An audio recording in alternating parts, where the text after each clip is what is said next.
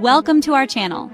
Today we're diving into a topic that's both important and controversial: the 5 things that are ruining America's reputation in the world. Look, I get it, America, you're dealing with a lot right now. You've got a never-ending news cycle full of screaming heads and more political scandals than a season of House of Cards. But, and I say this with love, from the outside looking in, some of your choices are, well, let's just say they're not winning you any popularity contests on the global stage. So buckle up, America, because we're about to hold up a mirror to those not-so-shining moments and see if we can't figure out a way to polish up that tarnished reputation a bit. Let's get started. All right, let's talk about the elephant, or should I say the donkey in the room: American politics. Now, I'm no stranger to political dysfunction. Believe me, I live in the UK. But America, you've taken partisan politics to a whole new level. It's like watching a tennis match where both players are trying to hit the ball into the stands instead of over the net. From the outside looking in, it seems like you're more interested in screaming at each other across the aisle than actually governing. And the rest of the world is left wondering, are these the same people who landed on the moon? This level of division doesn't just make you look bad, it actively harms your ability to engage in meaningful diplomacy and global leadership. When your own political system is in a constant state of gridlock, it's hard to be taken seriously on the world stage. It's like trying to negotiate a trade deal when you can't even agree on what day it is. And let's not forget the impact this has on your international image. Do you know how embarrassing it is to explain to people that the leader of the free world can change every 4 years, and with it, your entire foreign policy? It's like trying to explain the plot of a soap opera to someone who's never seen one. The lack of consistency, the constant back and forth, it makes it difficult for other countries to trust that you'll be a reliable partner. It's like trying to build a house on a foundation of jelly. It's just not going to end well. So, America, if you want to improve your global standing, you need to find a way to bridge the political divide. Because right now, it's not just your own country that's suffering, it's your relationships with the rest of the world. And look, I know it's not easy. You've got a lot of deeply held beliefs and a political system that seems designed to encourage division. But for the love of all that is good and holy, at least try to have a conversation with each other. Maybe try some active listening, that thing where you actually pay attention to what the other person is saying instead of just waiting for your turn to yell. Because the world needs a strong and united America. And right now, you're not exactly projecting that image. Let's move on to another issue that's frankly baffling to those of us outside the US: gun violence. Now, I understand that the Second Amendment holds a special place in the American psyche, but from the outside looking in, the sheer number of mass shootings and gun-related deaths is just, well, it's mind-boggling. It's like you've collectively decided that living in a constant state of low-grade fear is just the price of freedom. And look, I'm all for freedom, but I'm also for, not getting shot while picking up a gallon of milk. This isn't just a domestic issue, it affects how the rest of the world perceives America. It makes you seem, quite frankly, unsafe, like really unsafe. Imagine trying to explain to your kids why they can't go to a concert or a movie theater without worrying about a potential shooting. It's just not a conversation parents in most other developed countries have to have. And the worst part is, it seems like nothing changes. Every time there's another horrific shooting, there's a collective gasp of horror, followed by the same tired arguments about gun control.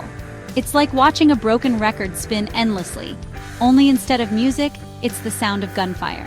This issue goes beyond politics. It's about basic human safety, and the rest of the world is watching America and wondering when you're going to prioritize the lives of your citizens over the influence of special interest groups. It's time to have a real conversation about gun control, one that's based on facts and common sense, not fear-mongering and political posturing. Because until you address this issue, the world will continue to see America as a place where the right to bear arms trumps the right to live a life free from fear. Chapter 3. The Climate Change Conundrum: How Denial is Costing America Its Global Standing. Let's talk about climate change, shall we? This is a big one, folks, and frankly, America, you're not exactly covering yourself in glory. While the rest of the world is scrambling to reduce emissions and invest in renewable energy, you've got politicians debating whether climate change is even real. It's like watching a house fire and arguing about whether the flames are orange or red while the whole thing burns to the ground. It's not a good look, America. Not a good look at all. This denial of basic science has real-world consequences. It undermines your credibility on the global stage, and makes it harder to forge international agreements on climate action. It's like showing up to a potluck with a bag of chips while everyone else brought a casserole. You're not contributing, you're just adding to the problem. And let's not forget the impact this has on future generations. By ignoring the science and delaying action, you're essentially handing them a giant bill for a problem they didn't create. It's like racking up a massive credit card debt and then sticking your grandkids with the bill. So, America, it's time to get real about climate change. Embrace the science, invest in renewable energy, and stop pretending that this problem is going to magically disappear. The world needs your leadership on this issue, and your current stance of denial is not only irresponsible, it's downright dangerous. Chapter 4: The Healthcare Hustle. Why America's system is a global laughingstock. Now let's talk about something that's enough to make you go bankrupt just thinking about it: healthcare. In most developed countries, healthcare is considered a right, not a privilege. But in America, it's more like a luxury item, something you can only afford if you're lucky enough to have good insurance or a winning lottery ticket. The rest of the world looks at your healthcare system with a mixture of bewilderment and horror. It's like watching someone try to pay for groceries with a handful of buttons and lint. It's just not going to work. The fact that people can go bankrupt from medical bills is simply unfathomable to most people outside the US. It's like getting penalized for getting sick. It's just not right. This isn't just a moral issue, it's an economic one. The high cost of healthcare drags down your economy and makes it harder for businesses to compete globally. It's like trying to run a marathon with a lead weight chained to your ankle. You're never going to win. So, America, it's time to have a serious conversation about healthcare reform. Provide universal coverage, lower drug prices, and stop treating healthcare like a commodity. Your citizens deserve better, and frankly, so does your global reputation. Chapter 5: The Foreign Policy Fiasco. How America's Interventions Backfired. Finally, let's address the elephant in the room wearing camouflage: America's foreign policy. Now, I understand that being a global superpower comes with responsibilities. But somewhere along the way, America, you seem to have confused responsibility with intervening in every single conflict on the planet. It's like you're playing a game of Risk, but instead of little plastic armies, you're using actual human lives. And the rest of the world is left to clean up the mess. From Vietnam to Iraq to Afghanistan, America's history of military interventions is littered with unintended consequences and outright failures. It's like trying to put out a fire with gasoline. You're just making things worse. These interventions haven't just cost trillions of dollars and countless lives. They've also severely damaged America's reputation abroad. It's created a perception of America as a bully, a country that prefers military might over diplomacy and dialogue. And let's not forget the impact this has on America's own soldiers, who are often sent to fight in wars with unclear objectives and no exit strategy. It's like sending them into a maze with no map and no way out. So, America, it's time to rethink your approach to foreign policy. Focus on diplomacy, multilateralism, and building bridges instead of walls.